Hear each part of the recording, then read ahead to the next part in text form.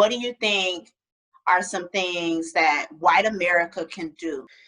I think it all comes back to, again, becoming more self-aware. George Floyd's death triggered something, probably an emotional response within a lot of people. They felt that, and we are a society that really shuns how you feel about things, and it's just this momentum that's pushed forward that we now feel in our bodies, which is something I think the African American community feels this in their, have felt this in their bodies for a long time. We're just now starting to pick up on that. And in order to move forward, to move the world more positively forward, start becoming more self-aware, start understanding where your implicit biases are and checking them when they pop up. Also, do your research, read. I've got so many books here that I've read about how systemically and systematically we have oppressed Black people. And we've done it continuously. It's never stopped. Often when these things happen, it just shakes us up. Because overall, aside from who you are with your race, when it relates to women, we are nurturers.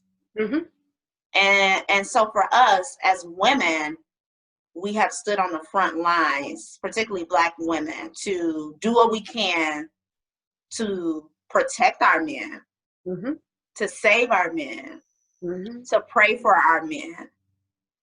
And so I know that the argument could be that as a Black woman, it's so frustrating. As a white woman, she doesn't have those worries. She doesn't have those fears. Her prayers are not the same as mine because she doesn't have to worry about her brother or her husband, leaving the house today and not being sure if he's coming home. This is where I need to project forward, is have these conversations with other white women who aren't like-minded, to help them see a bigger picture and to help them learn how to step outside themselves for a minute or two. A Black woman who is a teacher of mine said to me once, which was kind of an aha moment for me, she said, well, you, as white women, you're allowed to break down and cry and to worry, or not worry, but to break down and cry and kind of fall apart. So we don't have that liberty. As a Black woman, I'm seen as powerful. I'm expected to be powerful. I'm expected to be strong. And I can't ever let my guard down, because if I do, my family falls apart or someone gets killed. And that was, and she said, why can't I sit down and cry? I want to sit down and cry. I'm not given that, ability. I'm not given that grace. And that really shifted a lot for me. And I thought, oh my God, she's right. Like, this is not just their burden. Yeah, we do, as Black women, we do feel like that. We have that burden, in our homes, raising our families, and especially in the workplace, especially people who I'm connected to who work in corporate. And what has happened this week, or not even just in corporate, but just working in the work setting, and their setting is predominantly white. And so the sprinkle of Black people, they are a part of that sprinkle. And so the load, Molly, the load to carry is so heavy. It's so draining, and it's hard to manage the day-to-day work and then manage the day-to-day racism. It's hard. It's twofold. And sometimes it's like we're singled out to communicate the Black experience, how we're feeling and what's going on. Right. Yeah. And the thing, when you can become more self-aware of what's going on with you internally, it taps into a bigger picture of what's going on. You're more aware of what other people are going through. Mm-hmm. And that's key for us to start understanding and to start practicing with each other. Mm-hmm.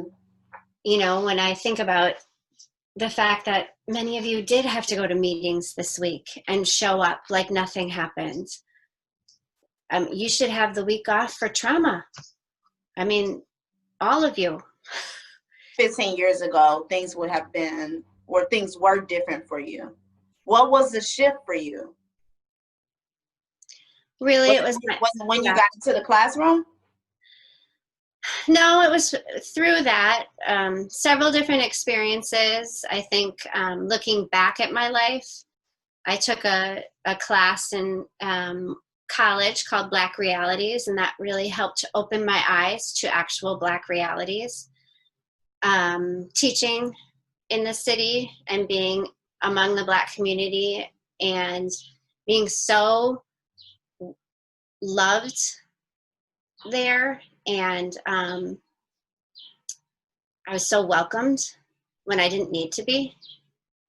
But yet I still had a little bit of the white savior complex. Like I was going to go in and help everybody learn how to live better. Where does that come from? Because that comes from guilt. Often something that we see, and it kind of blocks us from even trusting to build relationships because we're not looking for saviors.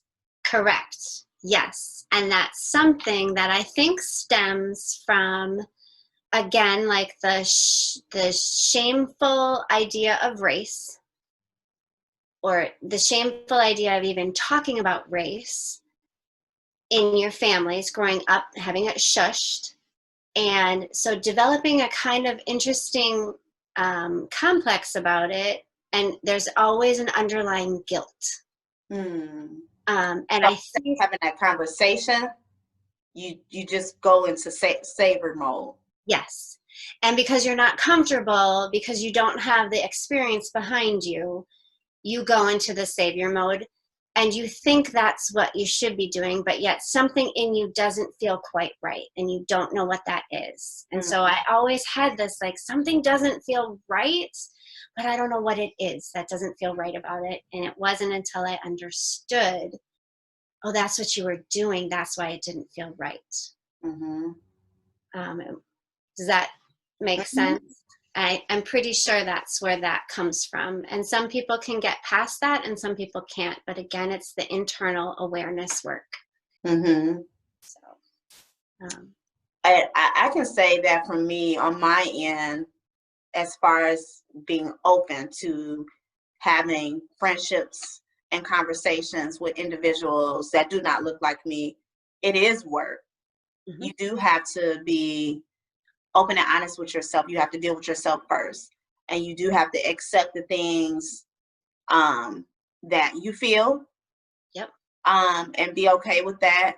But then also, you know, it's important to get engaged with someone that doesn't think the way you think or look the way you do, because again, you and I connected on things that had nothing to do with, you are a white woman, I'm a Black woman. Hey, I need you, you need me, so we can have this image of friendship. It had nothing to do with that at all, like nothing at all. So it was really genuine. Yes. You know, and then conversations happen. And so today, this conversation is just something that is openly that we're sharing because of what's going on. But then the next day, the conversation may be about something else, non-related, because again, it's just, we are friends. Yes. And so how do we as people get to that space of not trying to choose a person for something, but just saying, you know what, like, I'm connected with this person and I bond with this person just because they are a genuine person. Yeah. Because I know we have a lot of relationships, and it's based off what this person can bring to me. You know, what can I bring to you in your circle as a Black woman, or what you can bring to me as a white woman. I think historically we have created relationships based off that too.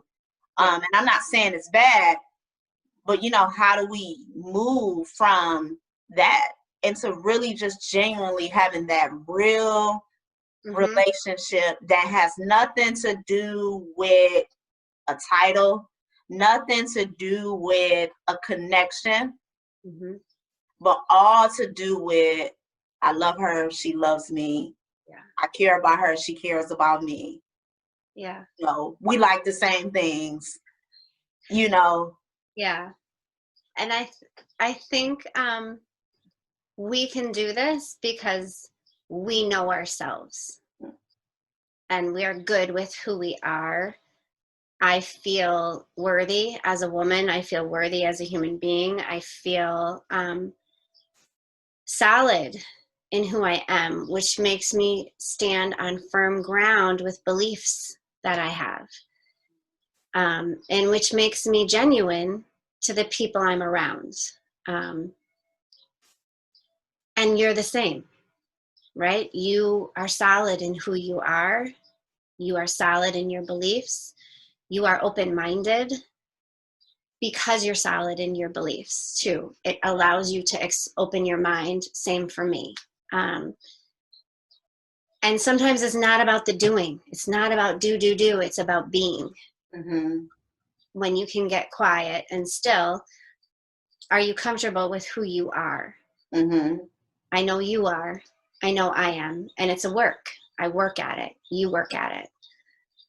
That's what I think people need to do more, is get comfortable with their still quiet selves. In the words of Nelson Mandela, no one is born hating another person because of the color of his skin or his background or his religion.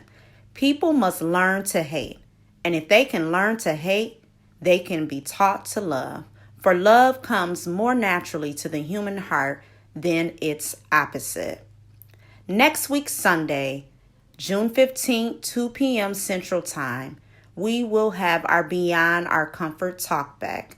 Join us. Register today at LinkedInAllWomen.com. Invite the girls in your world.